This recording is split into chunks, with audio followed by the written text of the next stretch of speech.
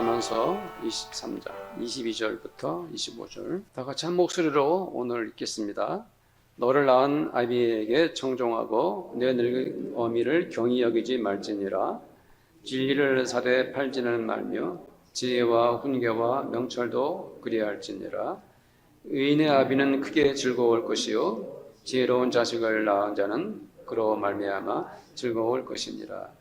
내 부모를 즐겁게 하며 너를 낳은 어미를 기쁘게 하라. 아멘. 한 어머니에게서 난 일란성 쌍둥이라도 한 아이는 공부를 잘하지만 다른 한 아이는 운동을 잘할 수가 있습니다. 같은 쌍둥이인데도 어떤 아이는 음악을 잘하고 어떤 아이는 그림을 잘 그릴 수가 있죠. 또 기질이나 성격도 다 다르고 취미도 다를 수 있습니다. 한 부모 밑에 자랐는데도 왜 그런 차이가 나는 것일까? 쌍둥이인데도 왜 그렇게 서로 다를까? 그 아이에게 자신만의 고유한 특징이 있기 때문이죠. 혹은 이런 경우도 있죠. 가끔 제가 그런 생각을 하고 성도님들과도 가끔씩 그런 얘기를 나눈 것 같은데, 알코올 중독에 빠진 아버지가 있는데 그 아이가 어려서 외국에 입양을 갔다면, 그 가서 훌륭한 사람으로 성장하게 된다면 그 아이의 인생이 바뀐 거죠. 성장 과정에서 환경이 아주 중요하다는 것을 알 수가 있습니다. 한 사람이 어떤 사람으로 살아가게 되는가, 그 과정에서 가장 중요한 것은 역시 부모라 할 수 있습니다. 다른 말로 말하자면 가정 환경에서 가장 결정적 역할을 하는 것은 부모다라는 것이죠. 그래서 모든 사람들은 부모의 영향을 받고 평생을 살게 되는 것입니다. 좋은 부모 밑에서 훌륭한 자녀가 나오는 것은 당연한 것이죠. 그러나 어떤 자녀가 정상적으로 성장하지 못했어요. 그래서 도둑질을 자주 하고 교도소를 들락날락하는 사람으로 컸다면 그것은 누구의 탓일까요? 그것은 부모의 탓일까요? 아니면 그 책임은 자녀 본인이 져야 하는 걸까요? 부모의 입장에서 보면은 난 최선을 다해서 내가 너희들을 얼마나 사랑했는지 너희들 알지 않느냐. 그런데 내 자식들이 잘못 컸구나. 이렇게 결과가 되었다면 누구의 잘못일까요? 성도님들, 우리들은 대물림에 대한 생각을 해야 합니다. 그 집안 대대로 물려받은 것들이 말이죠. 이 알코올 중독 같은 것들이 대물림 될 수가 있습니다. 이 폭력성도 대물림 될 확률이 높습니다. 손으로 때리거나 물건으로 폭행을 하거나 입으로 욕을 퍼붓는 것들도 조상적부터 계속된 악한 습성일 가능성이 높습니다. 그래서 그것이 대물림이 되는 거죠. 특히 남자들은 그 입에 욕이 붙어 있는 경우가 많습니다. 길거리에 걸어가도 남자들이 그냥 막 욕을 하면서 걸어다니는 것을 볼 수가 있어요. 어릴 때 저희들이 성장할 때도 이미 중학생, 고등학생들 우리가 시절을 보냈는데 입에 붙은 것이 욕입니다. 그렇게 입에 욕을 하고 살다가 군대에 들어가면 절정을 이루게 됩니다. 자기에게 쌓인 스트레스를 입에서 욕을 내뱉어가지고 해소를 하는 것이죠. 선배 병사에게 욕을 먹은 병사는 이제 자기 후배 병사에게 가가지고 몇 배의 욕을 하고 폭력을 행사한, 되갚아주는 것이 악순환이 되는 것이 군대였습니다. 요즘은 그렇게 할 수가 없죠. 요즘 군대는. 이렇게 남자들은 자기 뜻대로 안 되거나 화가 치밀어 오르는 순간에 욕부터 하는 그 습성이 몸에 젖어 있어요. 그래서 욕을 하지 않으면 온몸이 견딜 수가 없어요. 중독되어 있는 것입니다. 욕을 내뱉고 욕을 해버려야 자기에게 있었던 고통과 분노가 해소가 됩니다. 그래서 그렇게 욕을 퍼붓고 나서 후회를 합니다. 내가 꼭 그렇게까지 해야 됐나 싶을 때가 있죠. 저는 아직도 운전할 때 나도 자제하려고 애를 쓰는데 혼자 운전할 때 이렇게, 심지어 제 아내가 있을 때도 무심코 욕이 튀어나옵니다. 그러니까 오래된 저의 속에 있는 욕에 대한 욕구가 남아있는 거죠. 문제는 뭐냐면은 욕짓거리가, 그 폭력이 자식에게 대물림만 된다. 이것은 매우 어리석은 사람들의 모습이죠. 의외로 많은 것입니다.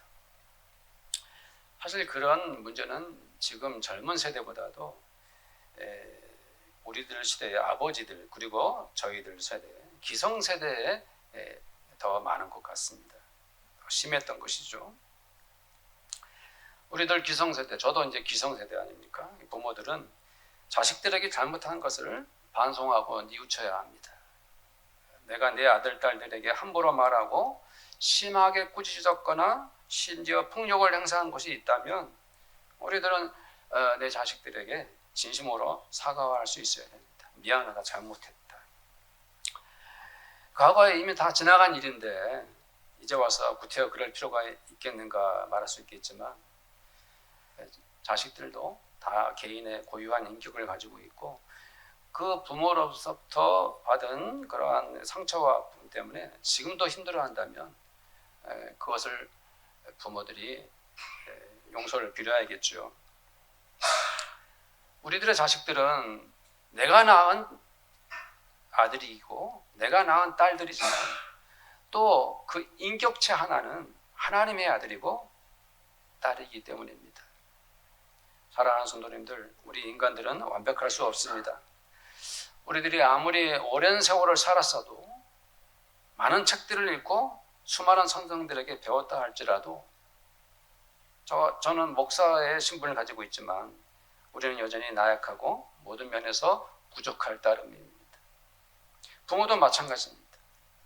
어떤 부모가 자식들이 망가지기를 바라고 아이들을 키웠겠습니까? 그런 부모는 아무도 없죠. 단지 부모도 서툴고 때로는 완전하지 못해서 아이들에게 아픔이나 상처를 남길 수도 있는 것입니다. 저는 간혹 이렇게 혼자서 늙어버리신 제 어머니와 이미 천국 가신 아버지를 머리에 떠올리곤 합니다. 제 어머니는 부유한 가정에서 태어나셨어요. 사시사철 고기가 끊이지 않는 집에서 자라나셨어요. 부모님의 사랑을 담뿍 받았습니다. 또 주변에 가까운 일가 친척들에게 넉넉한 애정을 받으면서 유년 시절을 보냈고 국민학교 시절을 지내셨고 그리고 꽃다운 처녀 시절을 보내셨습니다. 지금 제 어머니가 가지고 계신 그 웃음이나 유머 또 여유가 가득한 그 표정은 그 어렸던 시절에 다 가지고 계셨던 것입니다. 지금도 어머니는 유년 시절 당신을 그토록 사랑하셨던 저희 어머니의 할아버지 이야기를 하십니다. 우리 할아버지가 나를 얼마나 사랑했는지 모른다.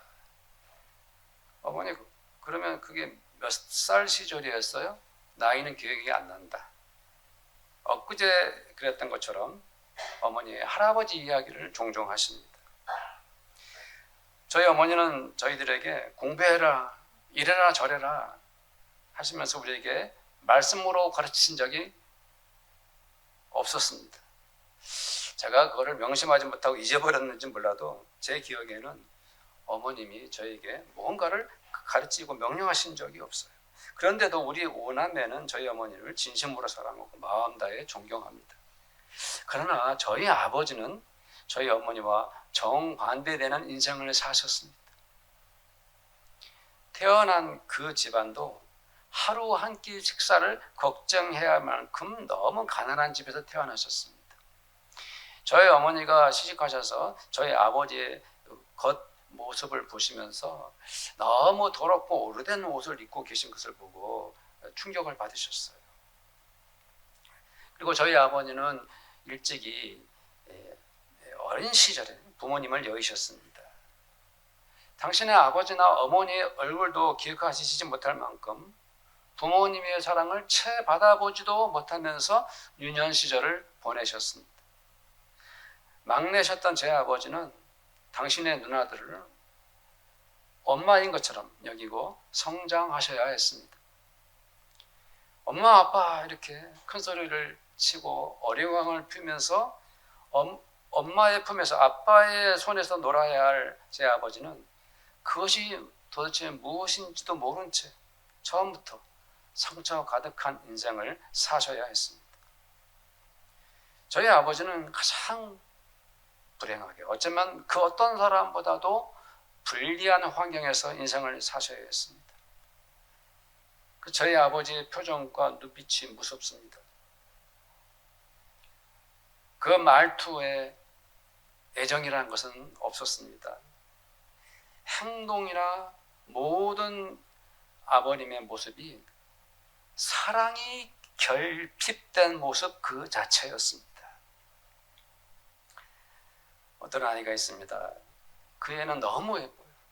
그래서 사람들에게 저절로 무작정 사랑을 받습니다. 그냥 예쁘니까. 우리 옛날에 우리 교회에 자랐던 아이 중에 강지원이라는 아이가 우리 강지원 집사님 아들인데, 어릴 때부터 그냥 보면 이쁜 거예요. 방글방글 웃으면서. 그러나 다른 아이는 너무 못생겨가지고 너무 못생겼어요. 그래서 그 아이를 보면 사람들이 멈칫거립니다. 그 아이가 너무 못생겨가지고 애정 표현을 어떻게 해야 할지 망설이게 됩니다. 주춤거리죠. 그러나 한 아이는 처음부터 모든 사람들로부터 사랑을 잔뜩 받을 수밖에 없었죠. 못생긴 아이는 사람들이 저 아이를 사랑해야지 하고 최선을 다하려고 해도 그 과정이 너무 느리고 더디고 무디기만 합니다. 두 아이는 똑같이 이 세상에 태어났는데도 너무 불공평한 대우를 받고 있는 것이죠. 저희 어머니는 그렇게 좋은 환경에서 자라셔가지고 실컷 사랑을 받으셨어요. 그 누적된 사랑이 지금도 남아가지고 우리들에게 사랑을 내어놓고 계시죠. 그러나 천국에 가신 저희 아버지께 저는 많은 불효를 하였습니다. 경제적으로 무능한 저희 아버지가 어머니를 괴롭히시고 자식들에게까지도 고통을 주는 것을 저는 참을 수 없었습니다. 네. 고단한 인생길에서 힘들고 지쳐버린 아버지를 한 번도 위로해 드린 적이 없었습니다. 제 아버지께서 유년 시절부터 살아오는 동안 그 켜켜이 쌓아온 당신의 서러움과 상처를 저는 단 한 번이라도 이해한 적이 없었습니다. 아버지가 술에 취해 오시면 철진한 유행가를 계속 부르시는 거예요. 음정도 틀리시는데 술에 취하셔가지고 계속 밤새 새벽 될 때까지 노래를 부르고 계셔요. 저는 그럴 때마다 그 곁에서 아버지 힘드시죠? 하고 이렇게 아버님 곁에서 마음 아파해 본 일이 전혀 없었습니다.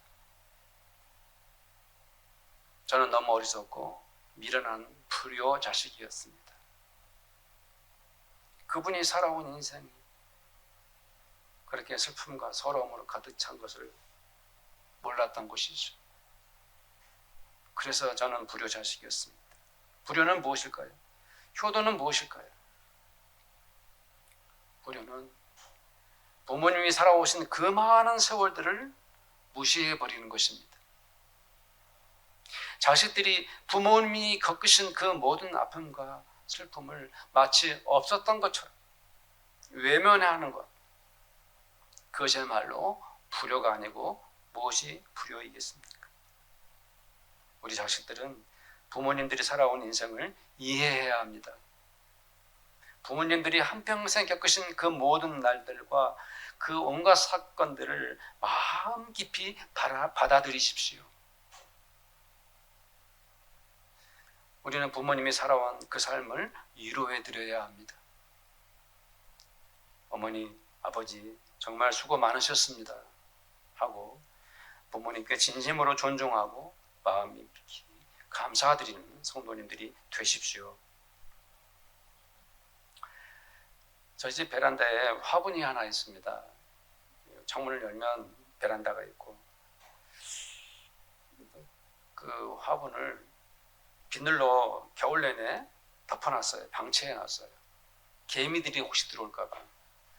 그런데 봄이 됐는데 어디에서 씨가 날아왔는지 그 비늘 덮어놨는데도 불구하고 그 화분에 풀이나 예쁜 꽃이 자라는 것을 봤어요. 그래서 틈나는 대로 화분에 물을 줍니다. 상당히 널찍한 화분인데 거기 화분에 꽃이 피고 풀들이 자라납니다. 물이 흙에 스며들어서 그것들이 더 활짝 꽃을 피우면 얼마나 예쁜지 모릅니다. 네, 제가 물을 줬다 이 말이죠. 가정은 그런 것입니다. 부부는 자녀를 낳습니다. 그 부부는 위로는 자기들의 부모님이 계시고 밑으로는 사랑스러운 아이들이 있습니다. 우리는 부모이면서도 동시에 자녀들이기도 합니다. 내가 사랑으로 충만하면 그 사랑은 나의 아내나 나의 남편에게로 흘러갑니다. 사랑스럽고 행복한 우리 부부를 보고 내 밑에 우리 아이들도 엄마 아빠 사이에서 사랑 가득한 아이가 되고 기쁘고 즐거운 유년 시절을 보내게 되는 것입니다. 할아버지와 할머니도 손자와 손녀들이 그렇게 예쁘면 그 손자와 손녀들이 너무 예쁘니까 그 눈이 이제 우리들을 향합니다. 너희들 정말 자랑스럽다. 너희들 이렇게 네 자식들을 사랑스럽게 키워내니 우리들은 더 이상 바랄 것이 없다. 우리 가족에서 넘쳐나는 사랑이 마침내 우리 부모님의 마음속으로 흘러가는 것입니다. 그것이 바로 사랑의 마중물입니다. 그것이 바로 사랑의 물주기입니다.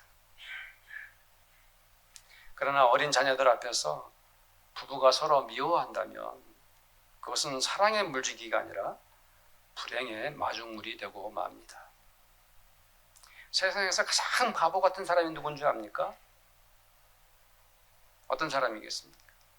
두 사람이 부부로서 자녀들을 낳고 기르면서 자기 아들, 딸 너무 예뻐해요. 그런데 남편은 미워해요. 아내는 싫어해요. 나는 너를 사랑할 수 없어 하는 인간, 가장 미련한 인간이 어리석은 인간입니다. 내 자식들 정말이지 사랑스럽게 키울 거야, 훌륭하게 자라게 할 거야 하면서 부부가 서로 미워한다면 과연 그 아이들이 사랑스럽게 자랄까요? 그것이 가능하겠습니까? 그것은 절대로 불가능한 것입니다. 얘들 재워놓고 싸우자. 아이들 잠들면 그때 말하자. 아이들이 잠든 것 같지만 그렇지 않죠.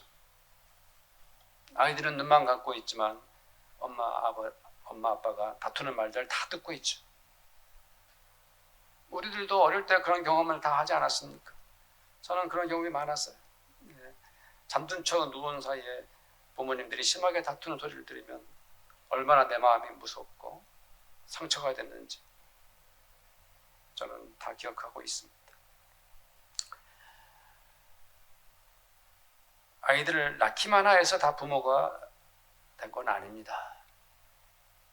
내 자녀들을 잘 키우고 사랑스럽게 자라게 하려면 나는 부모로서 나의 아내와 그리고 나의 남편을 사랑해야 하지 않겠습니까? 아이들을 행복하게 하려면 내가 먼저 행복해야 되지 않겠습니까? 그렇게 아이들을 걱정하고 아이들을 사랑한다고 하면서 부부가 서로 사랑하지 않는다면 그 아이들의 앞날은 뻔한 것입니다. 정말 아이들이 먼저라면 내가 먼저 양보해야 합니다. 그것이 부모로서 지켜야 할 최소한의 양심적인 행동인 것입니다. 부부 중에 내가 먼저 양보하는 것, 진심으로 상대방의 마음을 이해하는 것입니다. 물론 내가 받은 상처가 있죠. 내가 겪은 고통도 많지요. 그러나 내가 고통을 겪는 과정 속에서 배우자도 남편도 아내도 나름 자신만의 아픔이 있는 것입니다. 내가 먼저 양보한다는 것은 배우자의, 상대방의 마음을 먼저 이해하고 나보다 당신이 더 힘들었겠구나라고 인정하는 것, 이것이 바로 진정으로 상대방 마음을 이해하는 것입니다. 과거에 우리 세대 부모님들은 그러셨습니다. 자식들을 생각하고 자식들 때문에 참는다는 말을 하셨어요. 그것을 우리들이 알고 자랐죠.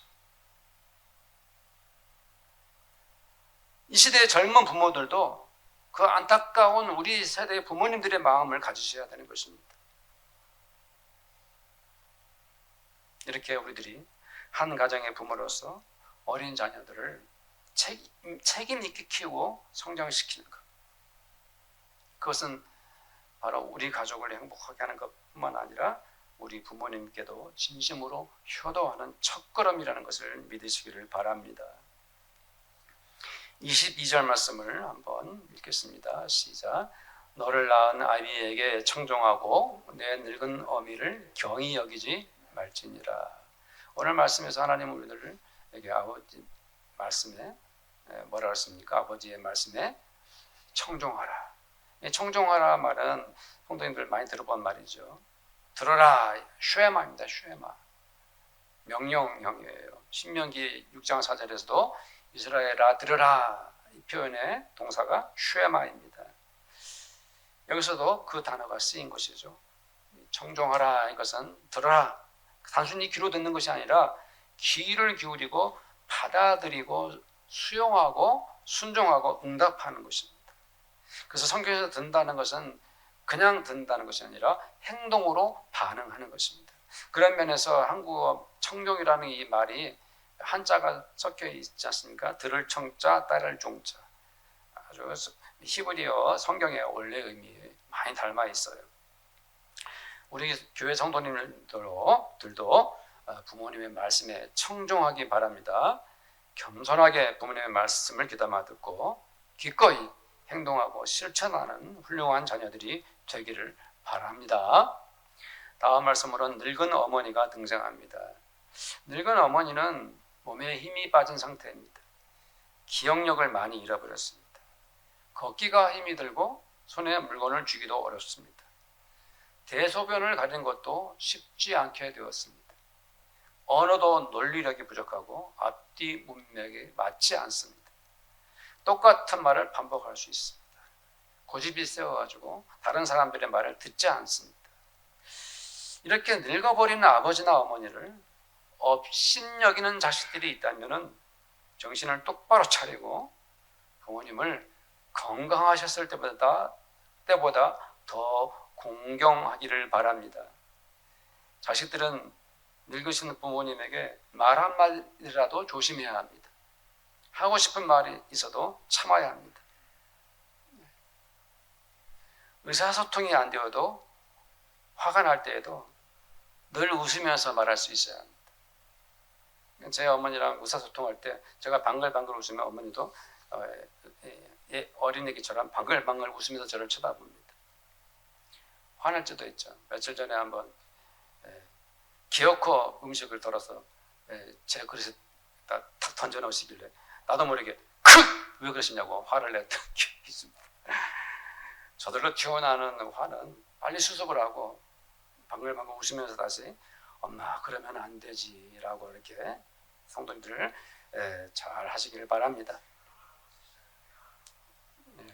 23절 말씀을 함께 보겠습니다. 23절 시작. 진리를 사되 팔지를 말며 지혜와 훈계와 명철도 그리할지니라. 아멘. 여기 진리를 사다 그랬는데 사라는 표현은 돈으로 산다는 의미가 아니라 어떤 대가를 치르더라도 얻어내라 이런 뜻입니다. 시간과 노력과 훈련이 필요해서 투자해서 얻는 것이죠.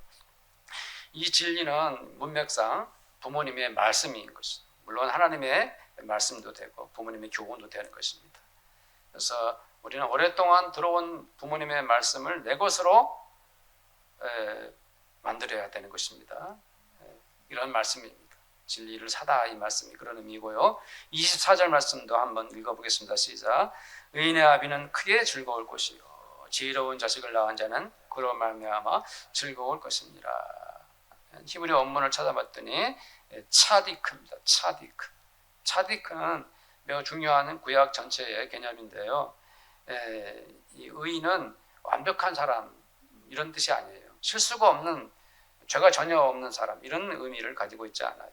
그것은 이 의인은 어떤 의미냐, 하나님 앞에서 바른 방향으로 살아가는 사람 이런 뜻이에요.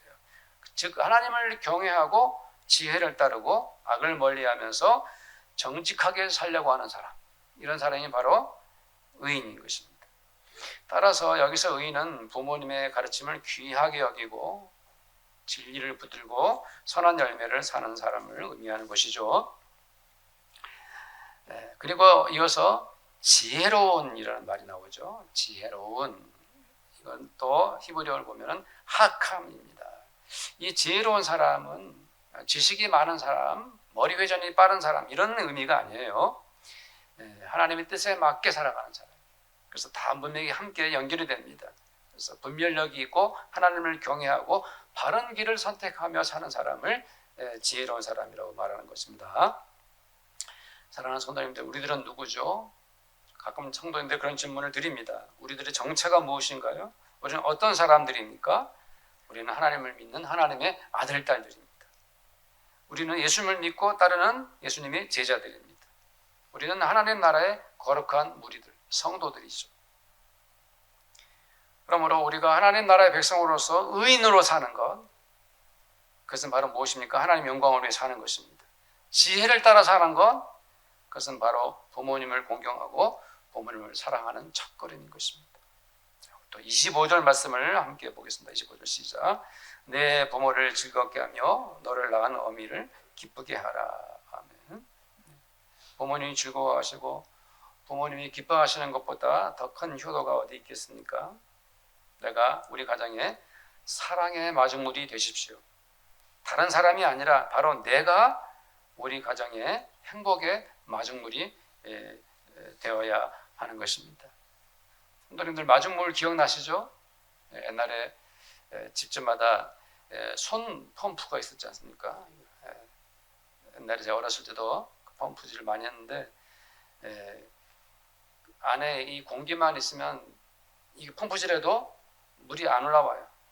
물을 빨아들일 수가 없어요. 그래서 약간의 물을 부어서 압력을 만들어낸 다음에 펌프질을 하면 물이 콸콸 나왔죠. 그것이 바로 마중물입니다.